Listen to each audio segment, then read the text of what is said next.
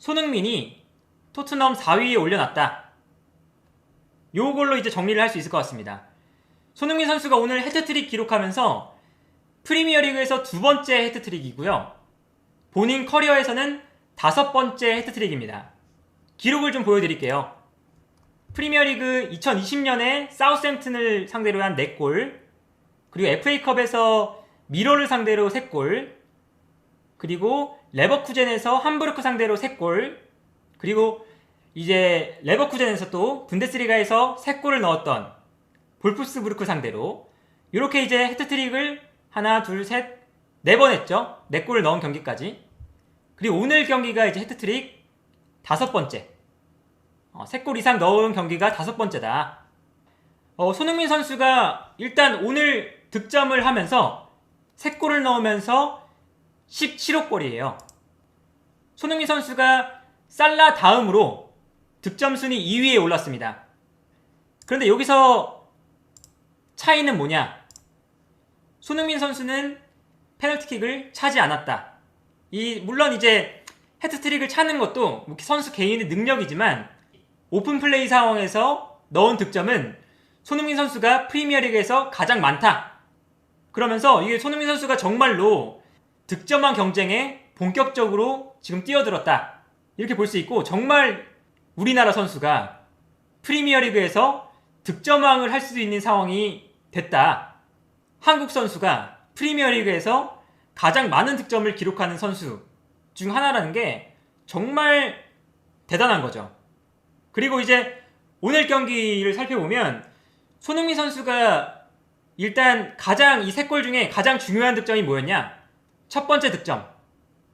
첫 번째 득점이 가장 중요했습니다.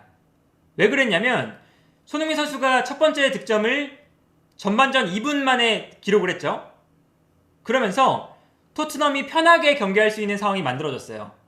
왜냐면 아스톤빌라가 수비적으로 오늘 경기를 나왔다면 토트넘이 지공 상황에서 좀 풀어가는데 어려워하는 팀이거든요. 그리고 토트넘은 손흥민, 케인, 쿨루세프스키 이 3명의 역습을 통해서 공격을 할 때 훨씬 더 좋은 플레이들이 많이 나오고 훨씬 더 공격적인 위력이 배가 되는 팀인데 손흥민 선수가 전반전에 이른 시간에 득점을 만들어내니까 아스톤빌라 입장에서는 올라올 수밖에 없고 그러면 토트넘 입장에서는 자신들이 가장 잘하는 역습을 할 수 있는 상황이 만들어진 거죠. 그러면서 오늘 손흥민 선수가 첫 번째 골을 정말 기가 막히게 그 케인이 슈팅하고 이제 떨어지는 볼을 정말 절묘한 득점을 만들어냈는데 그 첫 번째 골이 오늘 경기를 토트넘이 쉽게 가져가는데 큰 영향을 줬다. 이 토트넘 입장에서 보면 토트넘이 전반전에 한 골을 넣고 사실 좀 역습을 하기 위해서 좀 수비 라인을 뒤로 물렀잖아요. 그런데 여기서 아스톤빌라가 엄청나게 토트넘을 밀어붙였어요.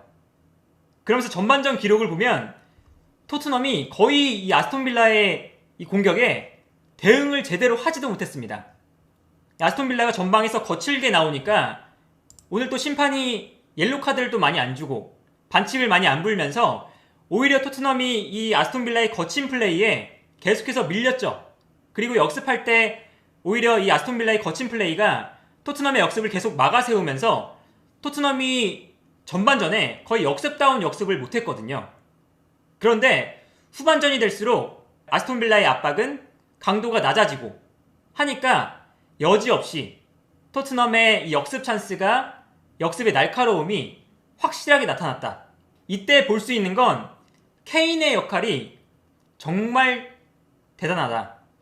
이 두 번째 득점 장면 때 케인의 머리에 맞는데 그 케인의 머리에 맞는 순간 쿨루세프스키는 이미 전방으로 뛰어들어가고 있습니다. 왜냐면 케인이 볼을 떨어뜨려 줄 걸 알거든요. 그리고 쿨루세프스키가 거기서 득점을 만들어냈고 손흥민 선수의 두 번째 득점 장면도 보면 손흥민 선수가 케인의 머리에 맞는 순간 손흥민 선수가 이미 뛰어나가고 있어요. 그리고 케인은 손흥민 선수의 달려나가는 위치를 향해서 패스를 보내주고 있고요. 이게 무엇이냐? 케인이 떨어뜨려주는 그 볼을 이미 토트넘 선수들이 믿고 있는 거죠. 케인이 패스를 주겠구나. 그리고 케인 같은 경우는 손흥민이나 쿨루셉스키가 전방으로 뛰어나가겠구나 하면서 케인, 손흥민, 쿨루셉스키 이 세 명의 역습 패턴이 토트넘의 이 대승을 만들어내는 원동력이 되고 있다 라고 볼 수가 있겠습니다. 그러면서 오늘 토트넘이 대량 득점을 한 경기들을 보면 거의 대부분 후반전에 많은 득점을 했어요. 지난 경기도 뉴캐슬전에서 토트넘이 전반전에 한 골 넣고 후반전에 4골을 넣었잖아요. 그런 것처럼 오늘도 전반전에 한 골 넣고 후반전에 3골을 넣었습니다.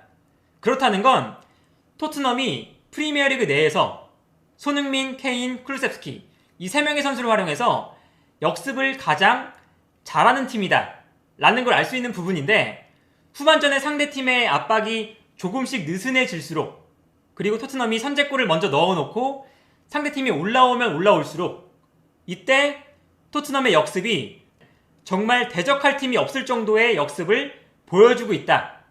아스톤빌라가 전반전에 정말 강력하게 압박을 하다가 힘이 조금 떨어지자마자 오늘 경기도 토트넘이 후반전에 손흥민, 쿨루셉스키, 또 손흥민 이 3번의 득점이 나오면서 완벽하게 대승을 가져갈 수 있었다. 오늘 경기에서 쿨루셉스키의 역할도 굉장히 중요했어요.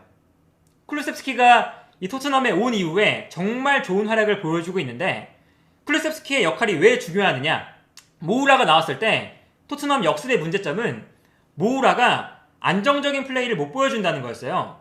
그러면서 모우라가 볼을 잡았을 때 턴오버가 계속 생기고, 모우라가 볼을 빼앗기니까 역습을 나가다가 이 턴오버가 생기면서 오히려 토트넘이 역습을 당하고 이런 장면이 생겼는데, 오늘 경기를 보면 쿨루셉스키가 볼을 잡았을 때 잘 안 뺏기죠. 그러면서 역습하는 과정에서 케인이 전방으로 손흥민과 쿨루셉스키 패스를 보내줄 수 있는 이 선택지가 2개로 늘어난 거예요. 그러면서 상대팀 입장에서는 케인에서 손흥민으로 넘어가는 패스도 막기가 정말 까다로운데 여기에 더해서 쿨루셉스키의 역할까지 생기니까 상대팀 입장에서는 정말 이 토트넘의 역습 작업을 막기가 어려워졌다. 그리고 이 쿨루셉스키가 잘한다는 것은 이 손흥민 선수에게 오히려 쏠리는 압박이 분산되면서 손흥민 선수가 득점을 할 수 있는 기회도 오히려 더 만들어진다 라고 볼 수 있을 것 같아요. 그래서 쿨루셉스키의 이 역할이 왜 중요하느냐, 특히 손흥민 선수에게도 왜 중요하느냐, 그 2번째 골 들어갈 때를 보면요, 케인이 머리에 볼이 맞을 때 수비수 한 명이 쿨루셉스키를 따라가고 있어요. 쿨루셉스키가 전방으로 달려나가고 있기 때문에. 그러니까 손흥민 선수 입장에서는 상대 수비가 쿨루셉스키를 따라가니까 자신이 뛰어들어갈 수 있는 공간이 만들어지는 거예요. 그러면서 손흥민 선수의 압박을, 손흥민 선수에게 붙어있을 수비를 쿨루셉스키가 한 명 끌고 나가준다. 이것이 쿨루셉스키가 손흥민 선수에게 줄 수 있는 이점이고요. 그러면서 2번째 득점도 손흥민 선수가 케인의 패스를 받아 넣긴 했지만 쿨루셉스키의 도움도 받았다.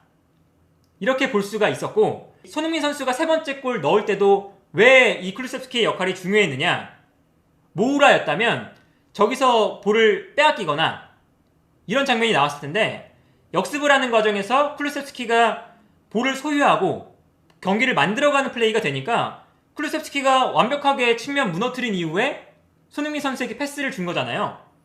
수비수들이 쿨루셉스키에게 한 번에 쏠려 있을 때 손흥민 선수가 열려 있으니까 그때 쿨루셉스키가 손흥민에게 패스하고 여기서 이제 득점이 나온 거거든요. 그랬다는 건 쿨루셉스키가 볼을 소유할 수 있는 능력, 요게 있다는 게 손흥민 선수에게 압박을 분산시켜주는 역할을 했다. 3번째 득점 장면에서도. 그러면서 쿨루셉스키가 토트넘에서 잘하고 있는 이 역할이 손흥민 선수에게도 정말 큰 도움이 된다. 그러면서 손흥민 선수가 해트트릭을 한 게 정말 대단한 것이었고, 여기에 더해서 케인이 손흥민 선수에게 패스를 주는 것, 그리고 쿨루셉스키가 손흥민 선수에게 이 패스를 주기도 하고, 그리고 수비를 분산시켜주면서 손흥민 선수가 뛰어내려갈 수 있는 공간을 만들어준다는 것, 이것이 쿨루셉스키와 케인이 옆에 있다는 게 손흥민 선수에게 얼마나 큰 도움이 되는지, 요게 이제 이 토트넘의 정말 손흥민, 케인, 쿨루셉스키 이 3명의 삼각편대가 지금 프리미어리그에서 왜 가장 강력한 공격 조합인지 알 수 있는 오늘 경기가 아니었나 싶고요. 그리고 이 손흥민 선수의 해트트릭을 얘기하기 전에 또 중요한 선수가 누구였느냐?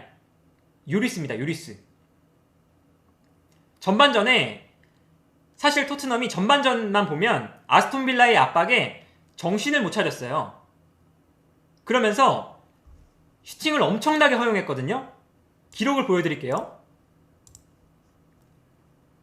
왼쪽이 아스톤 빌라고 오른쪽이 토트넘입니다. 아스톤 빌라 슈팅 14개, 토트넘 6개, 유효 슈팅 7개. 아스톤 빌라가 유효 슈팅을 7개나 날렸어요. 근데 전반전에 한 골도 기록을 못했습니다. 왜냐? 유리스가 전반전에 세이브를 7개 했거든요. 그러면서 지금 이 유리스의 기록을 보면 유리스가 세이브 횟수가 8개죠? 오늘 8개의 선방을 했는데 저 중에서 7개가 전반전에 나왔어요. 유리스가 8개의 세이브 중에 7개가 전반전에 나왔습니다. 그건 유리스의 오늘 선방이 토트넘을 또 살렸다.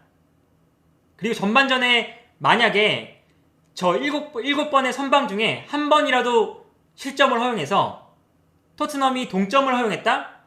이렇게 되면 토트넘이 후반전에 역습을 할 수 있는 찬스가 안 나왔을 거예요. 그러면서 손흥민 선수가 해트트릭을 할 수 있는 기회조차 안 나왔을 수도 있어요. 그런데 요리스가 전반전에 엄청난 세이브를 해내면서 팀을 이 실점 상황에서 구해낸 게 후반전이 되니까 아스톤 빌라가 득점을 못한 상황에서 계속 공격적으로 나와야 되고 여기에 대해서 아스톤 빌라는 체력적으로 떨어지니까 압박의 강도는 떨어지고 역습 찬스가 토트넘에게 올 수가 있었던 거죠. 그렇기 때문에 요리스의 전반전 7번의 선방이 엄청나게 토트넘에게는 중요했다. 콘테 감독이 토트넘을 맡은 이후에 21경기에서 토트넘은 47골을 넣었고요. 그리고 실점은 21개예요. 그러면서 득실차가 플러스 26이 된 거죠. 그러면서 오늘 토트넘이 승리하면서 이 아스날보다 득실차가 플러스 10이 더 많거든요. 그런데 누누 감독 때를 생각해보면 누누 감독 때 토트넘이 마이너스 7이었어요. 득실차가 마이너스 7이었습니다. 그랬는데 지금은 플러스 19잖아요. 토트넘이. 득실차가. 이 차이는 누누 감독에서 콘테 감독으로 오면서 토트넘이 엄청난 차이를 만들어내고 있다. 최근 리그 경기 볼까요? 오늘 4대0 경기를 빼고도 뉴캐슬전 5대1, 웨스트햄전 3대1, 그 전에 또 2골, 맨유전에서 지긴 했지만 2골 넣었죠? 에버튼전 5골, 리즈전 4골입니다. 맨시티전도 3골이에요. 대량 득점을 하는 경기가 많아지고 있어요. 토트넘이. 이거는 정말 토트넘에게 좋은 게 뭐냐면 지금 4위 경쟁을 하고 있죠. 이게 지금 현재 프리미어리그 순위표거든요. 오늘 토트넘이 승리하면서 아스날보다 한 경기가 더 많지만 승점 3점이 더 많아졌죠. 근데 여기서 중요한 건 뭐냐? 토트넘이 득실차가 플러스 19입니다. 아스날은 플러스 9예요. 승점이 같을 때는 득실차를 따져서 순위를 정하죠. 그러니까 아스날이 부족한 한 경기를 더해서 승점이 같아져도 지금 토트넘이 더 위인 거예요. 그건 뭐냐? 콘테 감독이 계속해서 대량 득점을 만들어내면서 아스날보다 토트넘이 우위에 있을 수 있는 상황을 만들어냈다. 콘테 감독 체제에서 토트넘이 대량 득점을 많이 하고 있는 것이 순위 싸움에 엄청나게 중요합니다. 그리고 이 토트넘이 이 대량 득점을 할 때마다 패턴이 있어요. 뭐냐? 선제골을 먼저 넣고 그리고 상대가 올라올 때 후반전이 되면 될수록 득점을 많이 만들어내거든요. 역습을 통해서 케인과 손흥민 그리고 쿨루셉스키 이 3명의 선수를 통해서. 그렇다는 건 이 토트넘 자체가 콘테 감독 체제에서 역습의 이 패턴 플레이가 엄청나게 좋아졌다. 그리고 이 역습을 정말 빛나게 하는 선수, 마지막 방점을 찍어내는 선수가 손흥민이다. 오늘도 해트트릭을 할 때 슈팅 3번에 해트트릭 3번을 만들어낸 건 역습을 할 때 결국에는 역습은 적은 공격 찬스로 득점을 만들어내야 되는 거거든요. 역습이. 그런데 이 손흥민 선수가 슈팅 찬스가 올 때마다 득점을 만들어낼 수 있다는 건 그만큼 토트넘이 역습을 할 때 엄청나게 큰 힘이 되는 거죠. 그래서 오늘 이 토트넘의 남은 일정들 살펴볼게요. 토트넘의 남은 일정을 살펴보면 브라이튼, 브렌트포드, 레스터시티, 리버풀, 벌리, 노리치, 그리고 밀려있었던 아스날과의 북런던 더비, 이렇게 남아있습니다. 어려운 경기는 지금 2개 남았죠? 리버풀전과 이 아스날과의 북런던 더비. 요 2경기를 잡을 수 있느냐, 요 이제 성적에 따라서 토트넘의 4위가 결정되겠죠. 북런던 더비에서 어떻게 하느냐, 그리고 리버풀전도 어떻게 잘 넘어가느냐, 이게 토트넘에겐 정말 필요하다고 생각이 됩니다. 아스날의 성적과 상관없이. 왜냐면 토트넘은 이제 자기 스스로 4위 싸움을 결정지을 수 있는 위치가 된 거예요. 그렇다면 토트넘은 일정을 잘 치러서 안 미끄러지고 4위를 결정지으면 되는 거거든요. 그렇기 때문에 아스날과의 북런던 더비, 그리고 리버풀과의 경기, 요 2경기를 토트넘이 잡을 수 있느냐, 요게 지금 중요한 겁니다. 손흥민 선수가 왜 잘하는 선수인가를 말할 수 있는 부분인데, 왜 월드클래스인가? 손흥민 선수가 해트트릭을 했어요. 그런데 슈팅이 3번입니다. 정말 원샷 원킬. 오늘 슈팅 3번에 3골을 넣었다. 이건 토트넘이 손흥민에게 득점 찬스만 나오면 결정 지어줄 수 있는 선수가 있다는 건 토트넘에게 정말 큰 힘이 되는 거거든요. 왜 손흥민 선수의 플레이가 월드클래스에 올라가 있냐 라는 걸 알 수 있는 게 저 득점력에서 나온다, 저 결정력에서 왜 손흥민 선수의 클래스가 나오냐, 이걸 알 수가 있는 겁니다. 와, 정말 오늘 손흥민 선수가 해트트릭을 할 만한 자격이 있다. 그리고 이 해트트릭을 하는 과정에 있어서도 골의 순도가 너무나 높다. 이게 정말 놀라운 점이고요. 손흥민 선수가 왜 월드클래스인지 알 수 있는 기록이라고 할 수 있습니다. 보여드릴게요. 손흥민과 살라의 결정력. 살라는 90분당 프리미어리그에서 4.6개의 슈팅을 시도했습니다. 그래서 4.6개의 슈팅 중에 20골이 들어간 거예요. 근데 손흥민은 거의 절반이죠. 손흥민 선수의 기록.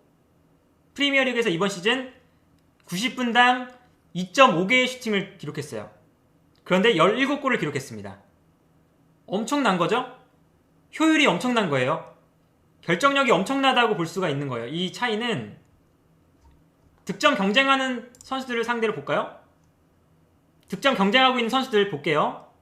살라가 경기당 4.2, 손흥민 경기당 2.4, 조타 2.6, 호날두 3.6, 3.4, 3, 2.5.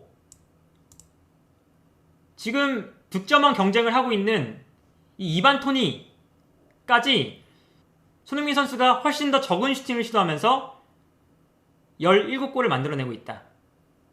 이게 손흥민 선수가 뛰어난 이유죠. 그만큼 토트넘 입장에서는 공격 찬스를 리버풀보다 많이 만들 수가 없어요. 근데 그 적은 공격 찬스에서 손흥민이 넣어준다.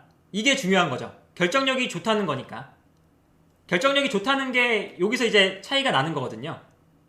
손흥민은 그만큼 슈팅을 많이 때릴 수 있는 팀에 있는 게 아니니까 여기서 득점을 많이 한다는 건 그만큼 효율이 좋다. 토트넘에게 큰 힘이 된다. 그리고 손흥민 선수가 그 살라와 대등한 수준까지 올라갔다는 게 그게 우리 정말 대단한 거죠. 살라만큼 대단한 선수라는 거니까. 그래서 오늘 손흥민 선수의 이 헤트트릭에 힘입어서 토트넘이 정말 좋은 결과를 가져왔다. 특히 맨유나 아스날이 미끄러질 때 토트넘이 치고 나가는 게 필요했는데 지금 치고 나가면서 4위 싸움에서 유리한 고지를 점령했다. 손흥민 선수의 헤트트릭이 정말 큰 역할을 했다 라고 볼 수가 있고,